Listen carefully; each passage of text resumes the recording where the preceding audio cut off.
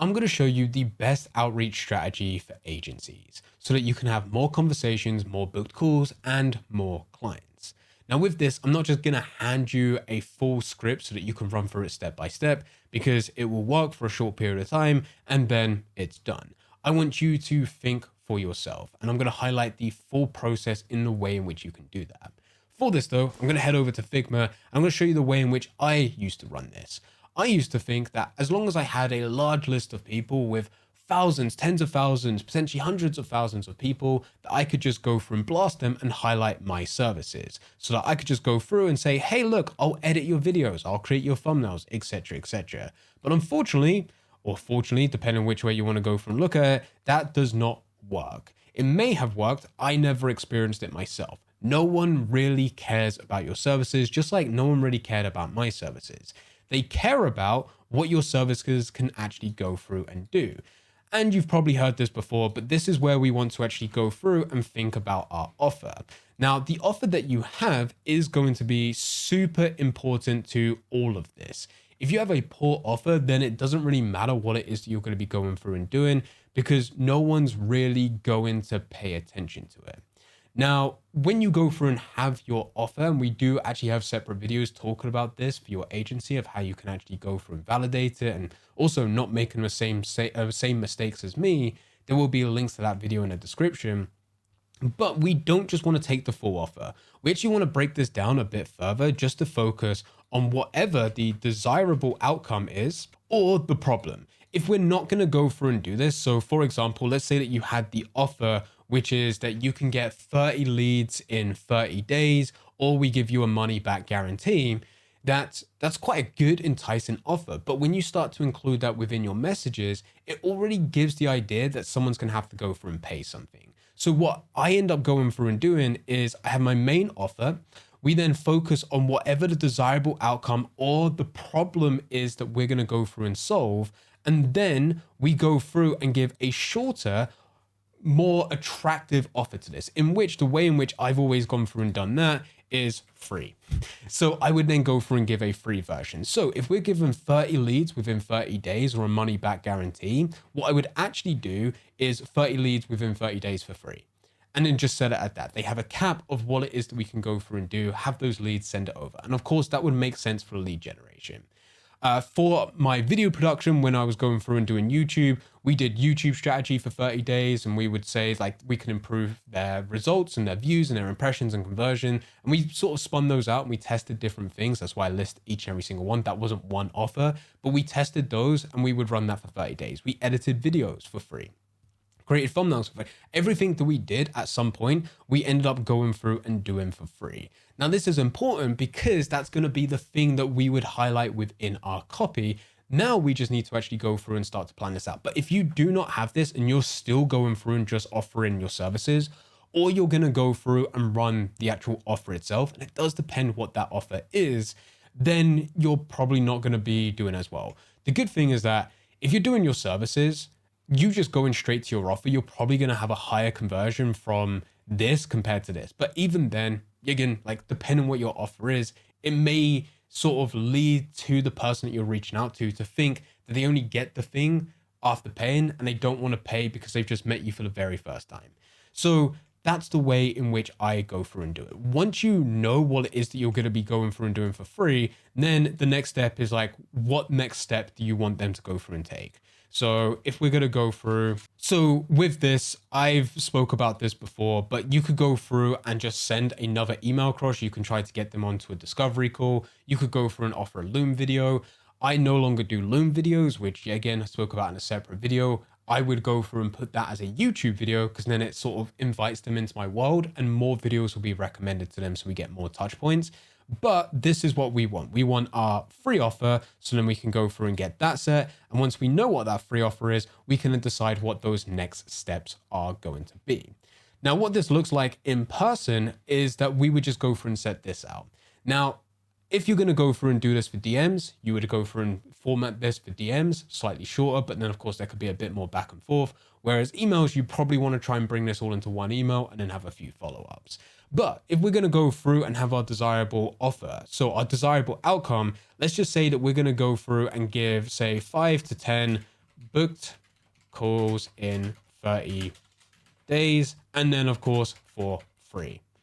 No cost, $0, whichever one. And I like to rotate those as well to then go through and test of whether or not 5 to 10 booked calls in 30 days for free at no cost or for $0. We then just need to go through and think about what we're going to go and do for our personalized line.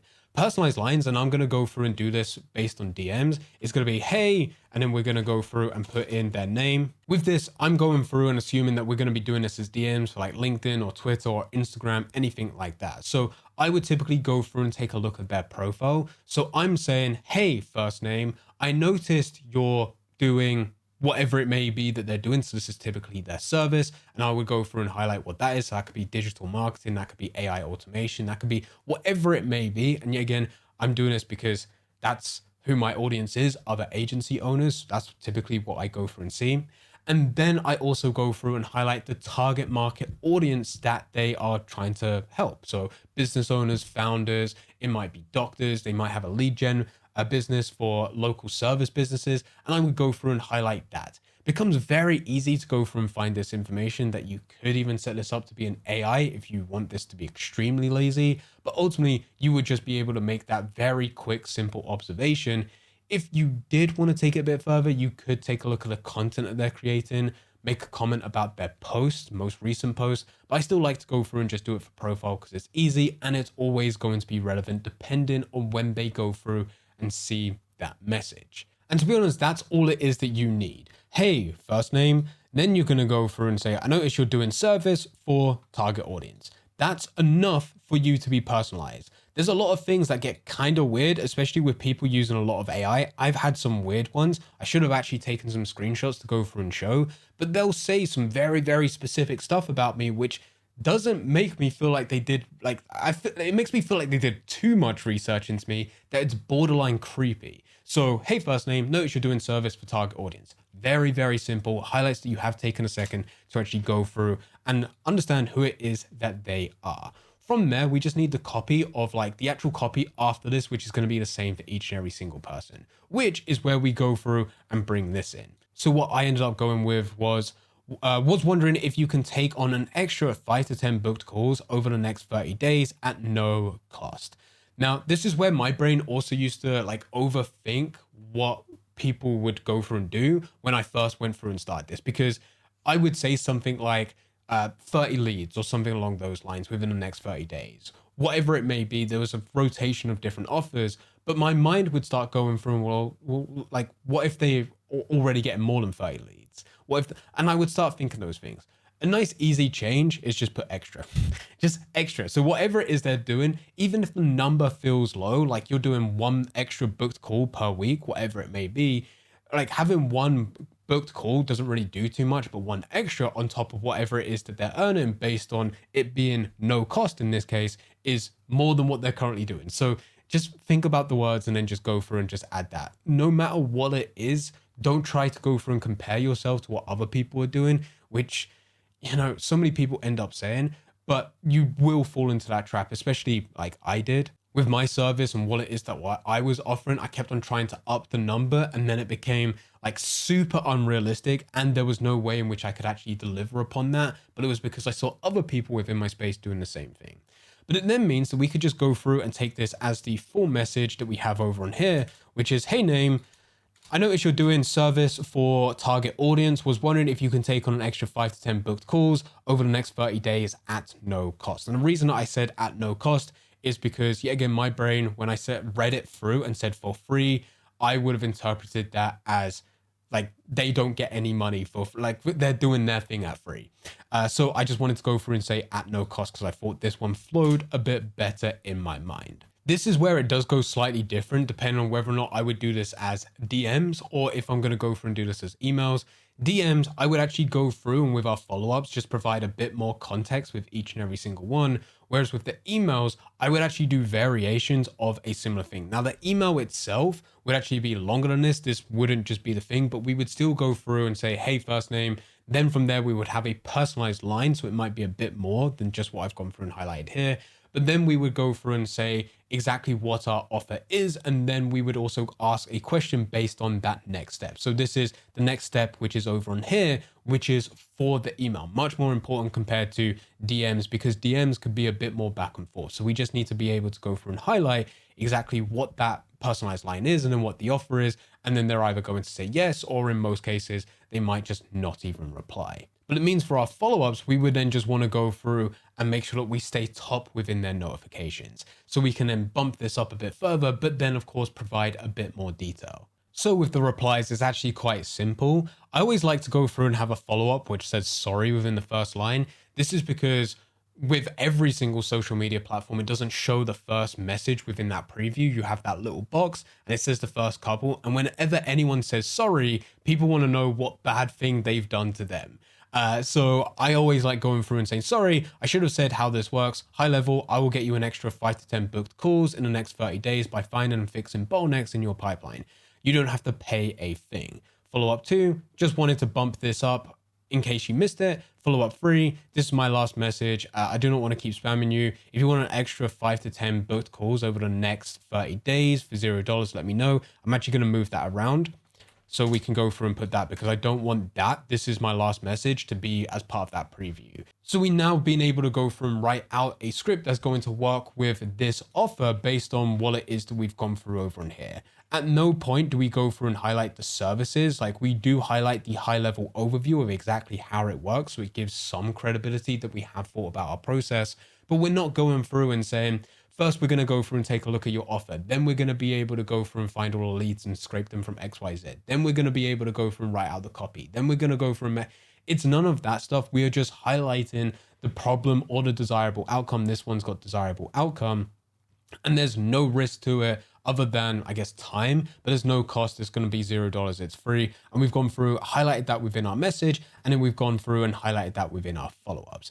Now, if they reply, that's when we can go through and give a few more details. Now, with the reply, it's not that we just go through and have a set reply. It does depend, because of course we want it to be conversational. One thing that I go through and do is, as I'm going through and setting up this outreach, that when people reply and they ask a different question each time, I actually just go through and log it, write out a response, send that response, and then log the response within this doc. So then, of course, when I go through and hand this over to a team member, they know exactly how to go through and reply to each and every single question based on the offer that we have. But the reply is not just a copy and paste message that we send to absolutely everyone. It ultimately does depend on what it is that they say. So we want to acknowledge what it is that they say. So they might go through and say like question mark for free. And then I could go through and say, yeah, this is for free. You do not need to pay a thing. However, us just going through and do that doesn't really do anything. So we want to acknowledge what they said. So we say, yes.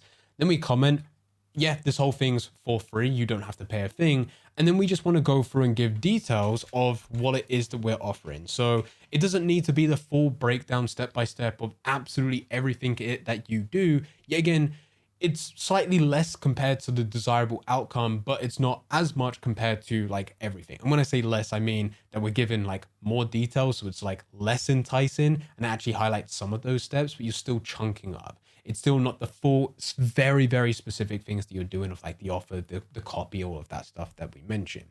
You would then go through and highlight, this is what it is that we do. This is how it leads to that desirable outcome. And it could just be like a sentence, like a single line. And then you can just finish it with a single question. We always want to end this with a question so that we can keep this moving. If you don't and you just go through and give a statement, then it's the case that they're not going to go through and reply. So happy to take a look at what you have and put together a custom plan. Open to me sending over a call link. And then of course they're going to say yes or no. If they say no, there may be a few other questions in which you just need to go through and handle those before then asking again whether or not they want to jump onto a call. If they say yes, then you've got permission, you send over your call link. The reason that I like asking if I can send over a call link, we get permission, and it's easier for them to just say yes rather than trying to go through and find their calendar and then send you a link. But also when they send you a link, now you also still need to manually go through and add them to your CRM. So I like to go through, get them booked onto my calendar, because then at that point, it will follow my email flow, my absolutely everything that I've already got set, so that they can be brought more into my world, have more touch points, And on top of that, by the time they get onto that call, they already know how the system works. Then of course, there's follow-ups as well to make sure that they don't miss that call.